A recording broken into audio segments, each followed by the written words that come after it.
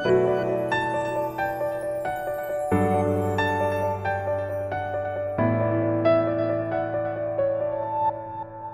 fanomanana FIA na Foire internationale de l'agriculture andian'ny fahenina izay fiarah-miasan'ny ministera fambolena sy ny fiompiana sy ny zone Forelo Expo dia anisy ny fivoriana fampahafantarana mahakasika ny hetsika izay niarahana tamin'ireo mpandraharaha sy mpandray anjara fampiratiana ny 20 Jona 2024 tao amin'ny zone Forelo Tanjombato. Nandritra ny fivoriana dia anisareo fanavazana hoentin'ny ministera fambolena sy ny fiompiana hanatsarana ny hetsika ny talen'ny serasera eo anivon'ny ministera Ramatoa Clara Raherjaona.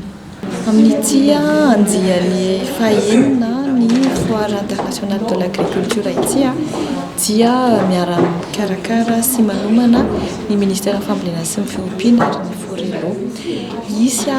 innovation maro hoentina ao anatin'izany andiany fahenina izany raha tsy hitanisa fotsiny no hoe fanamafisana ny fandraisana anjara an'ireo mpisehatra eo amin'ny lafiny iraisam-pirenena izany mba tena ho iraisam-pirenena tokoa ny tsenabe atsika. Eo ihany koa ny fanakekezana Andriamatoa minisitra an'ireo vondrony tantsaha na ireo tanora na ireo mpandraharaha mpisehatra ao anatin'ny fambolena sy ny fiompiana ka maniry ny tafa sy hijinika amin'izany. Fametrahana ireo tanora ho ivon'ny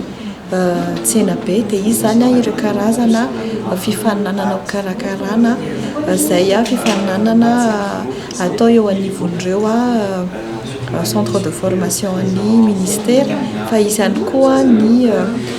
fifaninanana mahakasika ny ahitao arakajy mirindra na digitalisation entina poroborobona ny fambolena sy ny fiompiana. Isy ihany koa ireo karazana animation maro samihafa eo anivon'ny tranova ministera ny fambolena toy ny fampisehoana ireo fandrahoana ireo karazana sakafo ara-pahasalamana sy miantoka ny fanjaniran'ny sakafo toy ny vomanga